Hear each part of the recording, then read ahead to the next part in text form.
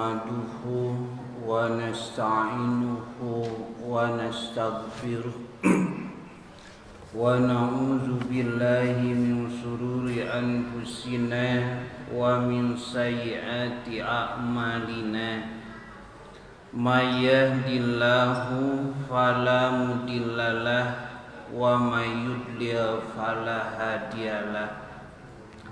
Asyhadu an la ilaha illallah wahdahu la syarikalah wa asyhadu anna Muhammadan abduhu wa rasuluh amma ba'du. Hadirin ikhwatu iman jamaah ahli pengajian rahimakumullah, melanjutkan dan mengulang bahasan kita dalam Kitabul Jinayah, bab-bab yang berkaitan dengan tindak pidana dalam Islam. Di antaranya para ulama membuat satu bab memerangi penyerang, jadi artinya membela diri, wa qatlil murtad, dan membunuh orang murtad. Nah, cuman di sini negara harus hadir. Artinya ini tidak bisa dilakukan oleh perorangan.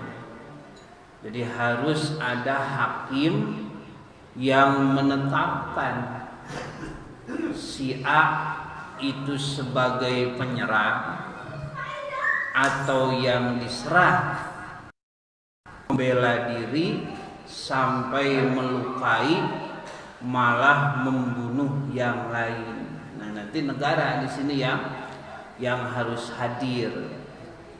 Kemudian yang kedua, membunuh orang yang murtad pun demikian, tidak boleh seenaknya.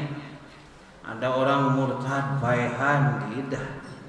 Nanti harus diproses dulu di pengadilan alasannya bagaimana. Kemudian nanti para ulama memasukkan orang-orang yang sabbun nabi, syatmun nabi, mencaci maki nabi, mencela nabi, menista agama, melecehkan syariat, itu pun dikategorikan dalam kategori murtad. Hukumannya hukuman mati.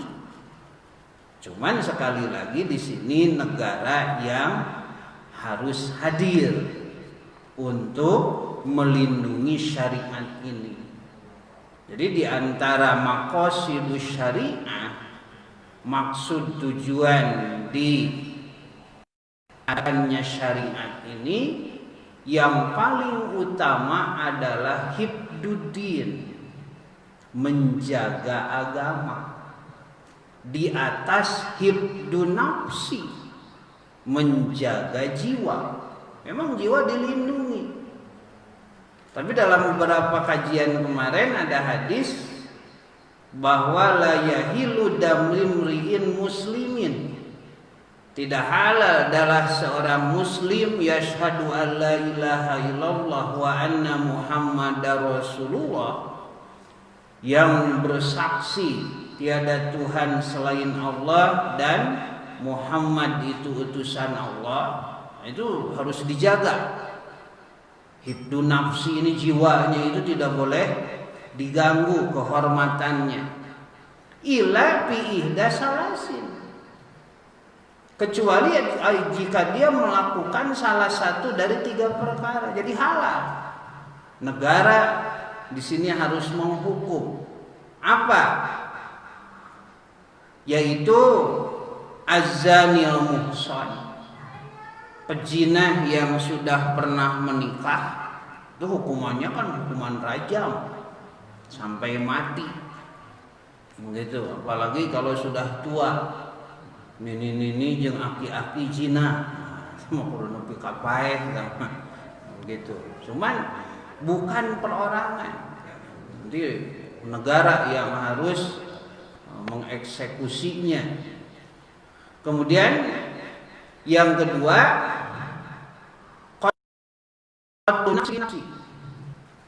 membunuh jiwa dengan jiwa.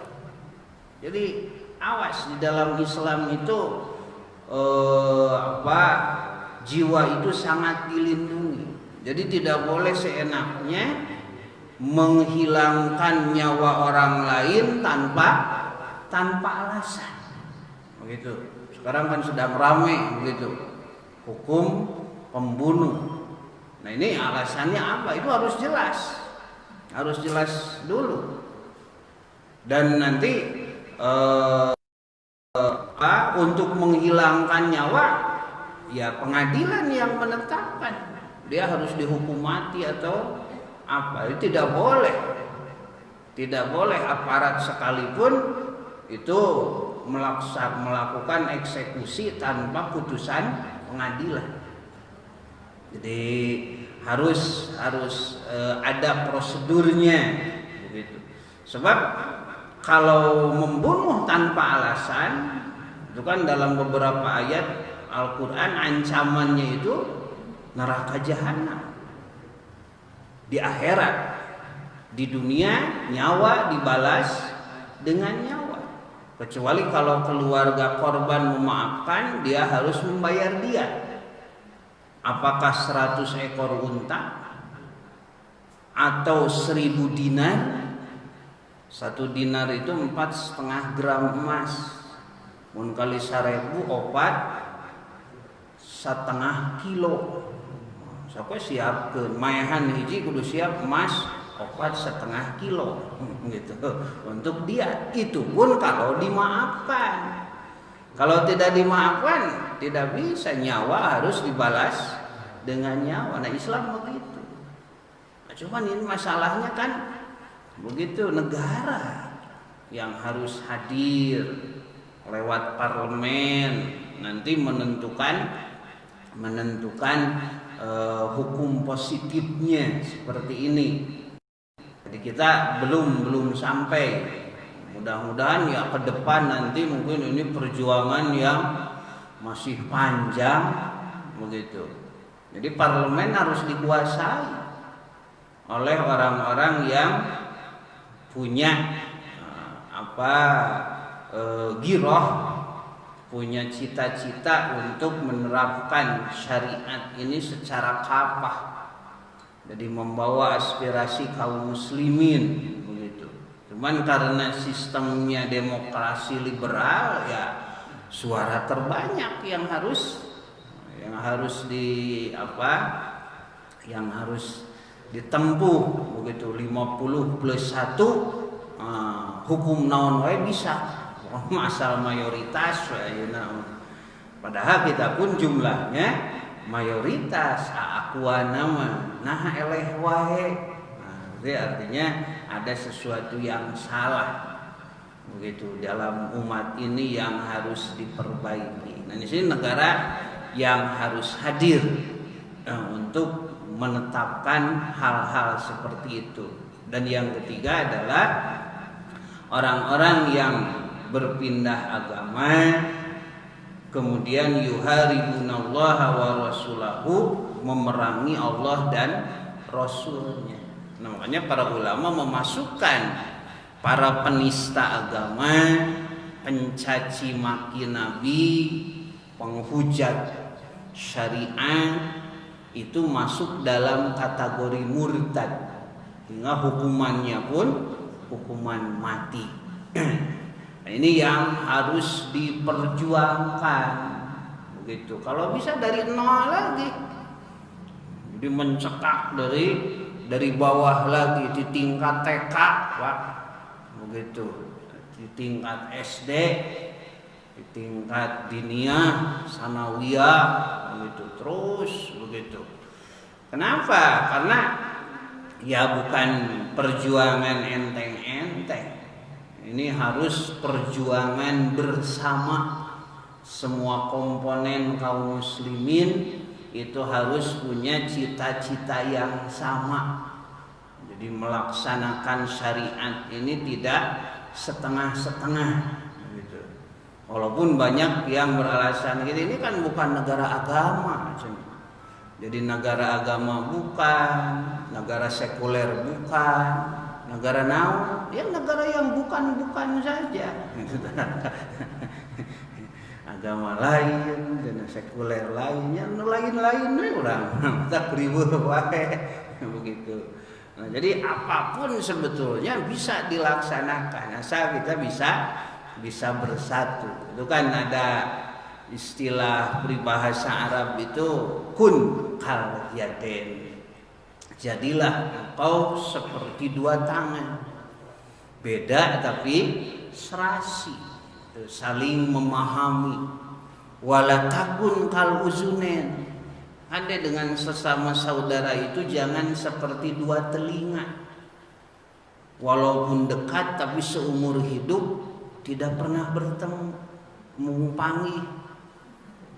Ya nu katuhu ngadeukeutan nu kencang jauhan ira ceuli pangi. Gitu. Kalau dua tangan, nah itu serasi. Walaupun beda fungsi, begitu, tapi satu sama lain saling membantu. Tangan kanan itu biasanya yang baik-baik, begitu, nanda tangan proyek, tangan kanan, nulis resep dokter, tangan kanan, begitu, menerima upah, masihan nafkah ke istri, ibu-ibu nampi napakoh, tangan kanan, sasalaman dan sebagainya. Usumuli arloji, meli gelang, meli cincin, itu biasanya di tangan kiri. Kanan tidak pernah protes, keun bae cenah karunya kenca mah. Kenapa? Karena pekerjaannya itu yang kotor-kotor, cleaning service gitu, nu kenca mah. Cewokan budak nu kenca. Aya bangke beurit nu kenca. Makanya keun we digilingan oge begitu. Tapi ketika yang satu gatal teu diantep. Keun antep sina jejeretean henteu cepet digaro. Nah itu jadi semua potensi sekarang harusnya disatukan mumpung ada momentum begitu. Jadi umat Islam ini harus bersama-sama ya, seperti yang tadi yang di bidang pendidikan jangan dianggap enteng itu, yang mengajar TK, mengajar SD. Justru ini satu pekerjaan besar mempersiapkan generasi 10-20 tahun yang akan datang. Jadi kumaha negara orang dan kieu keneh itu bergantung kepada anak-anak kita sekarang. Begitu. Jadi jangan dianggap enteng.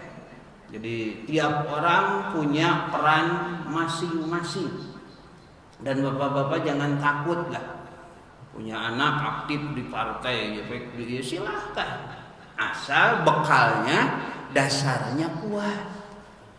Ya sudah politik ayeuna mah kotor, tidak lain politik, anu kotor mah jelema. Justru kalau tidak dipegang oleh kaum muslimin ya kita banyak dirugikan begitu. Jadi serba susah, serba sulit. Nah di sini hadis-hadis di sini justru mengisyaratkan negara yang harus hadir, aturan yang harus hadir, karena tidak bisa dilakukan oleh perorangan, ini harus dilakukan oleh negara lewat parlemennya membuat hukum positif. Begitu, si anu membunuh, nah iya hukumanana dimaafkan segini dendanya, tidak dimaafkan begini penyelesaiannya dan sebagainya. Nah itu harus menjadi hukum positif. Jadi jangan sampai terjadi orang yang membela diri tapi ternyata kena hukuman. Padahal dia membela diri dari penyerang, ternyata yang menyerangnya terbunuh dan dia kena hukuman. Nah, itu yang disesalkan. Ada beberapa hadis yang berkaitan dengan dua masalah ini. Yang pertama mengenai memerangi penyerang. Dalam hadis riwayat Abu Dawud, An-Nasa'i dan At-Tirmizi, An Abdullah bin Umar qala, dari Abdullah bin Umar ia berkata, qala Rasulullah sallallahu alaihi wasallam, Rasulullah sallallahu alaihi wasallam bersabda, man kutila duna malihi, barang siapa yang terbunuh karena membela hartanya. Karena kan posisinya dia diserah. Begitu, dia punya harta, kemudian dipinta secara paksa, dia bertahan sampai terbunuh. Wa huwa syahidun, maka kalau dia sampai terbunuh, matinya termasuk mati syahid. Jadi diberikan oleh Allah dan Rasulnya itu derajat tertinggi dalam kematian, yaitu sebagai syuhada, orang-orang yang mati syahid yang dijamin surga. Jadi tidak main-main. Kadang-kadang kita suka menganggap enteng, harta mah bisa diteangan deui, nyawa mah cenah eueuh ganti. Nah, ya memang betul. Cuma nanti pertanggungjawabannya seperti apa di akhirat. Begitu, memberikan harta kepada orang yang bukan haknya. Justru harta itu lebih berat daripada nyawa. Kalau umur seseorang nanti di akhirat ditanya, dihabiskan untuk apa umurmu? Diberi sapitu deh. Cuman satu pertanyaan. Tapi kalau harta, dihisabnya itu dua pertanyaan. Min aina iktasabahu, dari mana engkau mencarinya? Wa ila aina anfaqtahu, dan kemana diberikannya. Jadi jangan memberikan kepada yang bukan haknya. Begitu. Kalau mampu, lawan, pertahankan sampai mati pun. Nah, itu matinya mati syahid. Karena kan harta itu hanya sebagai amanah, sebagai titipan dari Allah Subhanahu wa taala kepada setiap manusia yang nanti akan dimintai pertanggungjawaban. Dua hisabannya itu, dari mana mendapatkannya dan kemana dia memberikannya. Jadi kalau sekira-kira mampu lawan, lawan. Jadi tong gampang disingsieunan. Begitu. Karena ini amanah. Bukan hanya mencarinya, mengeluarkannya pun harus begitu, sesuai dengan yang diperuntukannya. Kutila, sampai terbunuh, duna malihi, mempertahankan harta tersebut, fahuwa syahidun, maka itu termasuk mati syahid. Itu dalam beberapa hadis yang pernah dibahas, Rasulullah Shallallahu Alaihi Wasallam memasukkan kategori syahid ini ke dalam 13 macam. Jadi bukan hanya yang berjihad, berjuang di medan perang saja, karena memang yang namanya medan perang itu tidak selalu ada. Nah, ternyata dalam situasi aman pun syahid-syahid itu ada. Ya, di antaranya orang yang mempertahankan hartanya. Kemudian yang kedua, An Imran bin Husainin qala, dari Imran bin Husain ia berkata, qatala Ya'la bin Umayyah rajulan. Ya'la bin Umayyah berkelahi dengan seseorang. Jadi kalau ada yang bertanya, ada di zaman Nabi kumaha jelema jika urang. nu pasea nu gelut ge aya. Nah cuman ada penengahnya. Kalau dulu langsung kepada Nabi sebagai hakimnya, sebagai pemutus perkara. Kalau sampai cacat, kalau sampai meninggal dan sebagainya. Jadi ini kejadian-kejadian yang pasti ada. Jadi jangan dibayangkan kalau syariat Islam ditegakkan itu tidak ada kejahatan, tidak ada keributan, ya pasti ada. Selama setan masih menggoda, yang namanya kejahatan itu ada. Cuman masalahnya bisa diminimalisir tidak. Begitu. Di Mekah, di Madinah penjahat itu ada. Cuman tidak berani terang-terangan menampakkan diri.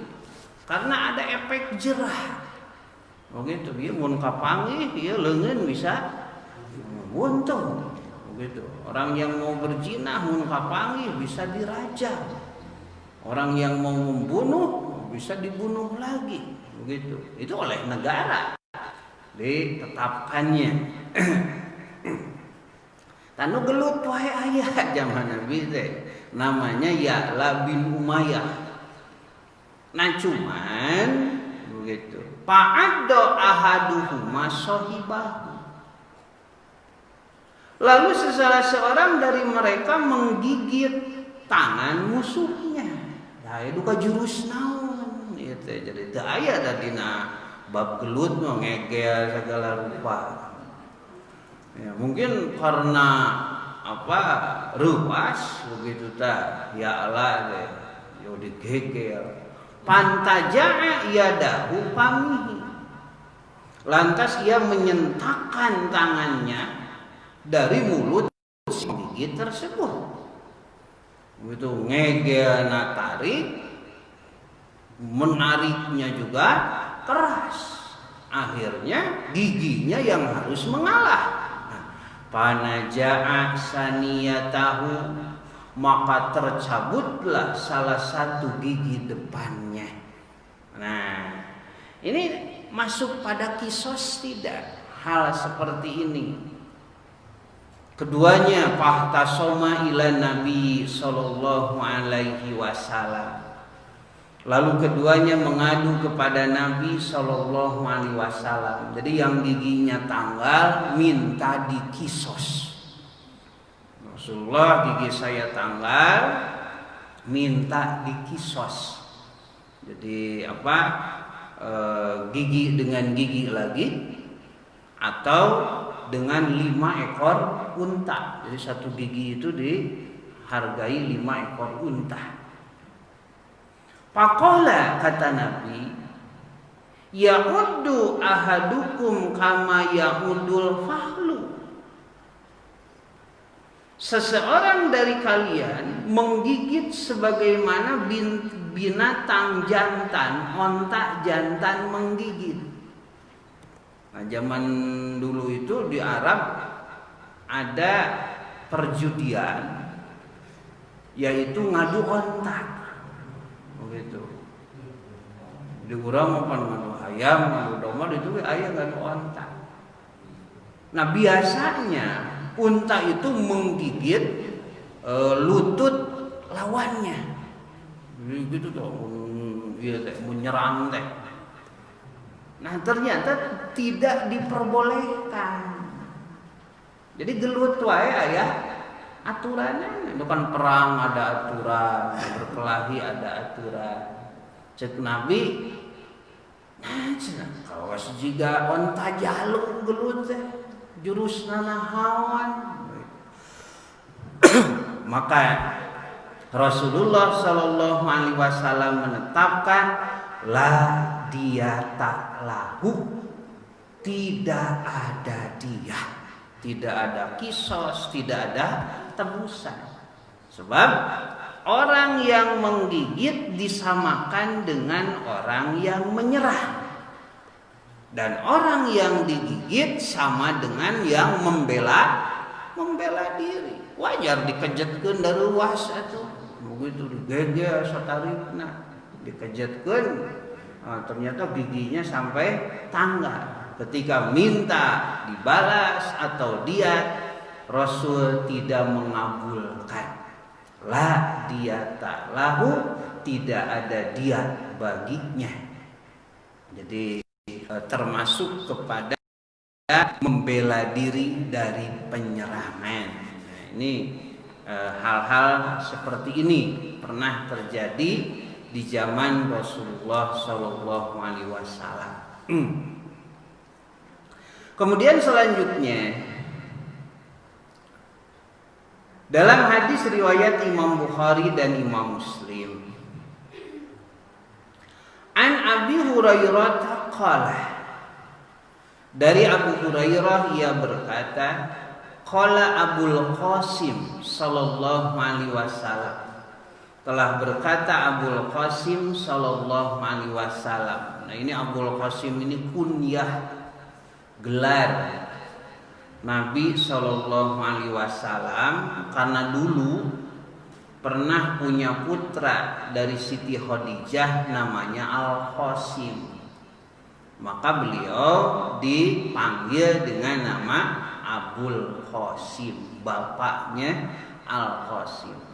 Cuman putra-putra Nabi itu kan tidak ada yang sampai menginjak dewasa. Jadi dalam usia 2 tahun itu sudah meninggal. Kecuali yang yang istri-istrinya, yang putra yang wanitanya, Zainab, Ruqayyah, itu pun wafat.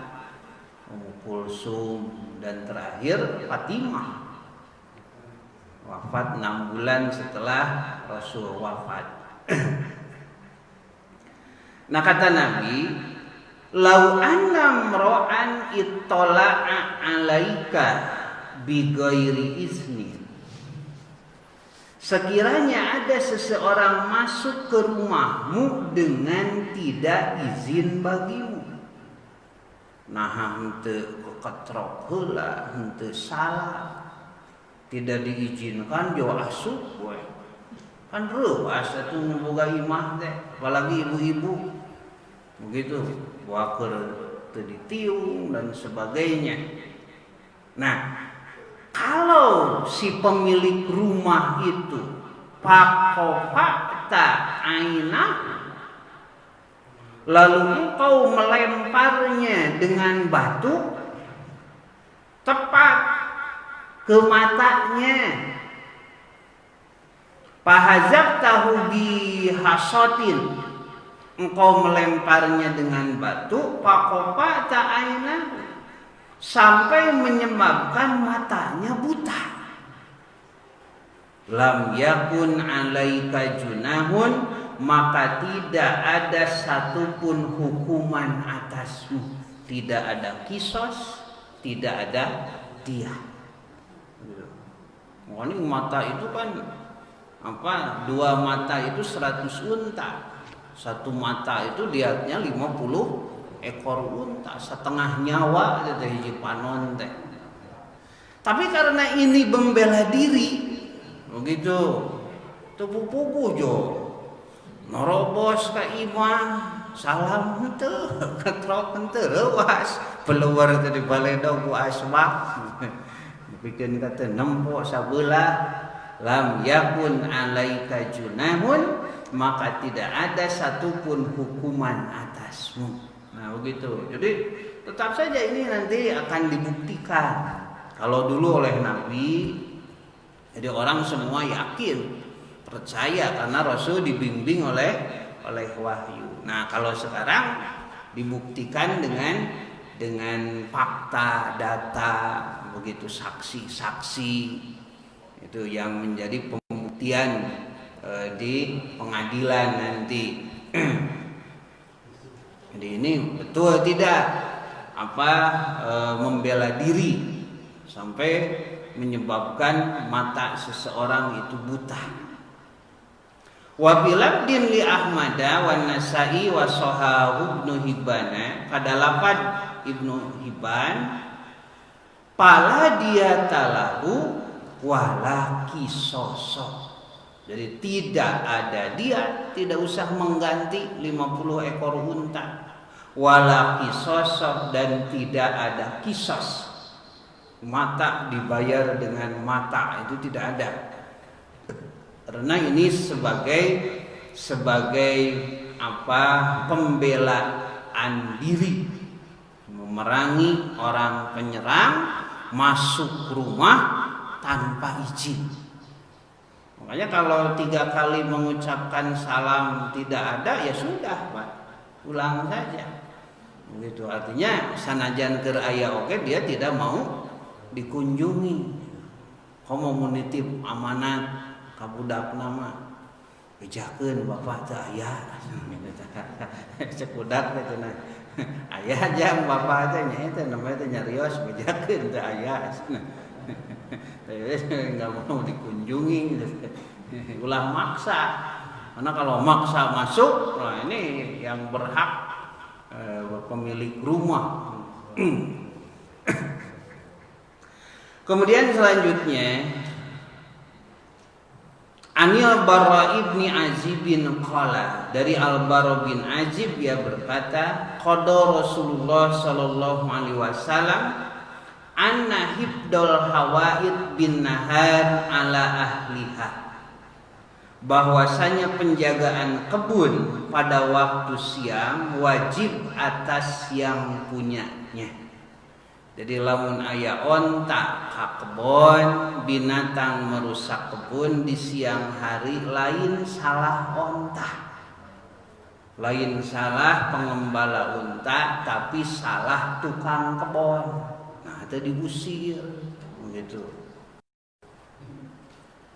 Wa ana hibdul masyati bilaili ala ahliha, dan penjagaan binatang-binatang ternak pada malam hari itu wajib atas yang punyanya. Nah lamun ti peuting aya onta asup ka kebon, eta salah nu boga onta. Harusnya kan masuk kandang tong diabur. Nah itu aturan Nabi, karena ini termasuk penyerangan. Artinya kalau nanti untanya dilukai, itu jangan salahkan si pemilik kebun, nanti peutingnya mah.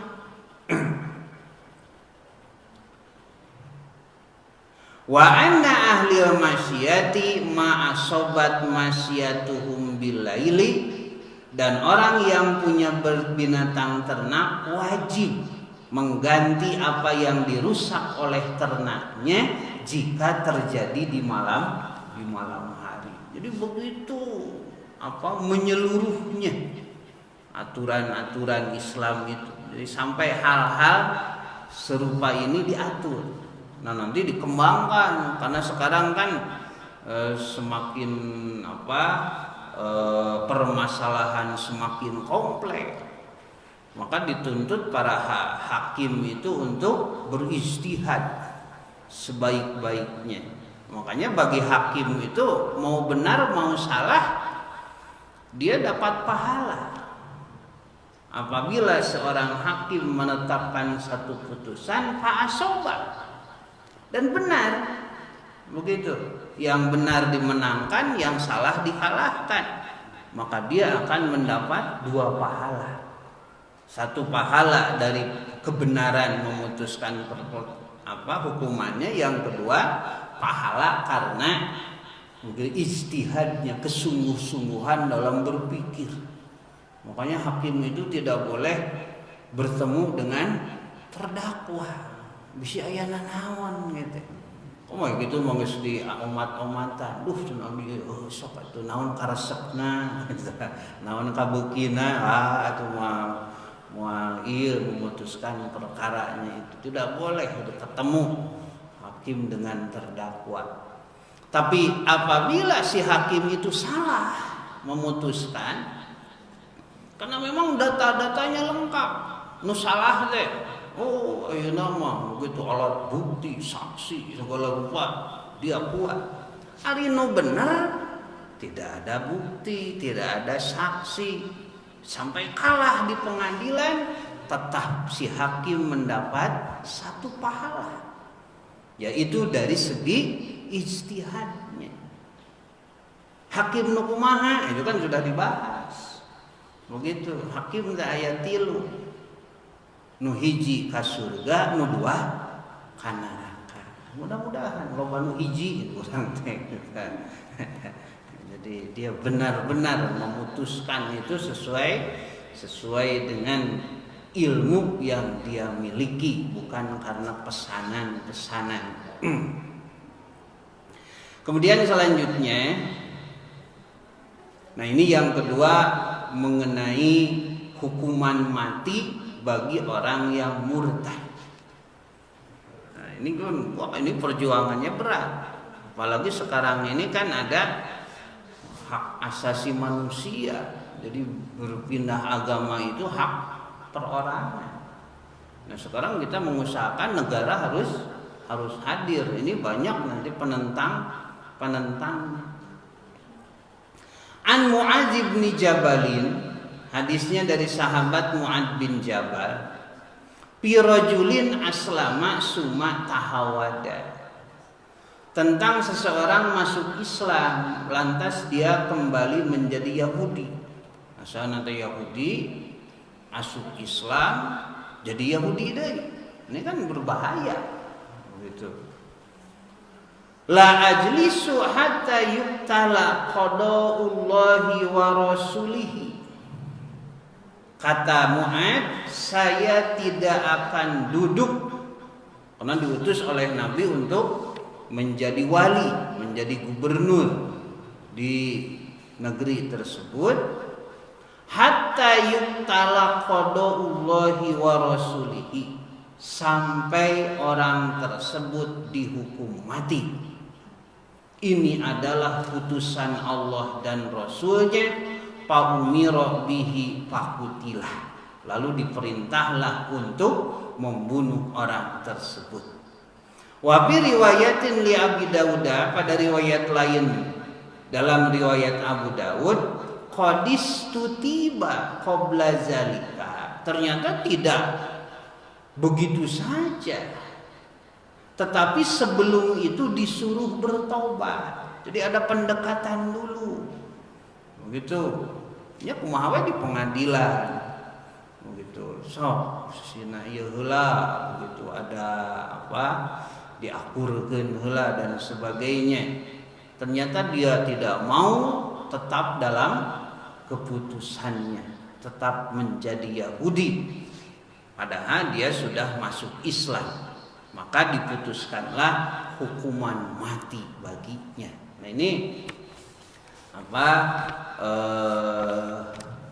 Sekali lagi negara yang harus melaksanakan hukuman ini. Jadi tidak bisa sendirian, tidak bisa perorangan. Ini harus jadi hukum positif. Kemudian dalam hadis riwayat Imam Bukhari, An Ibnu Abbasin qala, dari Ibnu Abbas ia berkata, qala Rasulullah sallallahu alaihi wasallam, Rasulullah sallallahu alaihi wasallam bersabda, man baddala dinahu faqtuluhu, siapa yang menukar agamanya, faqtuluhu, maka bunuhlah dia. Nah, perintah ini bukan kepada perorangan, tetapi pada institusi negara. Jadi supaya nanti ada efek jerah, orang tidak mempermainkan agama gitu. Tapi kadang-kadang bingung sih teh agamana teh naon gitu. Jadi disebut agama Islam, ngahina wae Islam teh. Nah yang terakhir, nah ini yang oleh para ulama dimasukkan orang-orang yang melecehkan, menistakan, menghina Nabi, termasuk menghina syariat dan sebagainya, itu masuk dalam kategori murtad. Maka hukumannya pun hukuman mati. Wa anhu, masih daripadanya, anak akmah, ada seorang laki-laki buta, kanat lahu ummu walad, dia punya seorang ummu walad, hamba sahaya yang melahirkan anak dari tuannya. Tastumun Nabiya sallallahu alaihi wasallam. Dia itu memaki-maki dan mencela Nabi sallallahu alaihi wasallam. Wa yaqumu fihi fayanhaha. Nah, suaminya itu melarangnya pala tantahi, tapi tidak mau berhenti. Itu bakat kungewa ka Nabi. Pala makana zata lailatin, da bingung meureun rek diteungeu ditampiling teu katempo. Tungguan putingna.